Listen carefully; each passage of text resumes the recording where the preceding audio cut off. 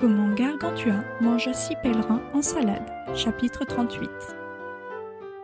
Notre sujet veut que nous racontions ce qui arriva à 6 pèlerins qui venaient de Saint-Sébastien, près de Nantes. Pour se loger cette nuit-là, de peur des ennemis, ils s'étaient cachés au jardin sur les fannes de pois, entre les choux et les laitues.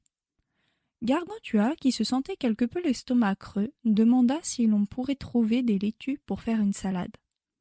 Apprenant qu'il y en avait qui étaient parmi les plus belles et les plus grandes du pays, car elles étaient grandes comme des pruniers ou des noyers, il voulut y aller lui-même et ramassa à la main ce que bon lui sembla. En même temps, il ramassa les 6 pèlerins qui avaient une si grande peur qu'ils n'osaient parler ni tousser. Comme ils commençaient par les laver à la fontaine, les pèlerins se disaient l'un à l'autre à voix basse. « Que faut-il faire? Nous nous noyons ici, au milieu de ces laitues. Parlerons-nous? Oui, mais si nous parlons, il va nous tuer comme espions. » Comme ils délibéraient ainsi, Gargantua les mit avec ses laitues dans un des plats de la maison, grand comme la tonne de Cîteaux, et commença à les manger avec huile, vinaigre et sel pour se rafraîchir avant de souper. Il avait déjà avalé 5 des pèlerins, le 6e restait dans le plat, caché sous une laitue, et seul son bourdon dépassait. En le voyant, Grand Gousier dit à Gargantua. « Je crois que c'est là une corne de limaçon, ne mangez pas ça. »« Pourquoi » dit Gargantua. « Ils sont bons tout ce mois-ci. » Et tirant le bourdon, il souleva en même temps le pèlerin et le mangeait bel et bien. Puis il but une effrayante rasade de vin pinot, et ils attendirent que l'on apprêtât le souper. Les pèlerins ainsi dévorés s'écartèrent du mieux qu'ils purent des meules de ses dents. Ils pensaient qu'on les avait jetés dans quelque basse fosse des prisons, et quand Gargantua but sa grande rasade, ils crurent se noyer dans sa bouche. Le torrent de vin faillit les entraîner jusqu'au gouffre de son estomac. Toutefois, en sautant avec leurs bourdons comme font les pèlerins de Saint-Michel, ils se dégagèrent à la lisière des dents.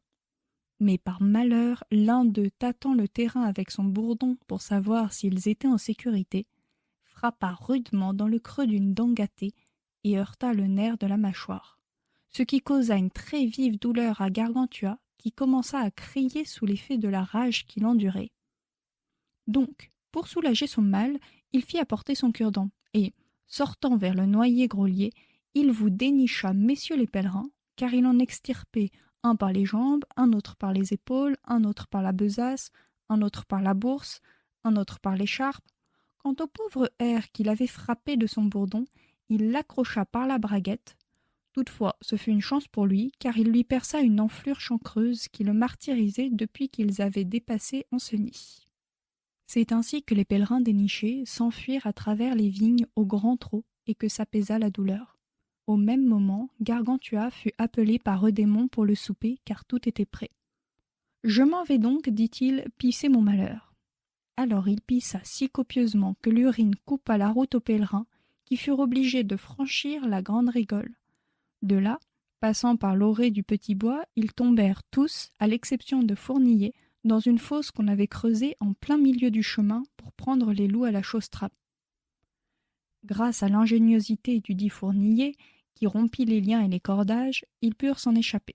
Sortis de là, ils couchèrent pour le reste de cette nuit dans une cabane près du coudray, où ils furent réconfortés de leur malheur grâce aux bonnes paroles de l'un de leurs compagnons, nommé Lassadalé, qui leur fit remarquer que cette mésaventure avait été prédite par David dans les psaumes. « Quand des hommes se dressèrent contre nous, peut-être nous auraient-ils engloutis tout vivants.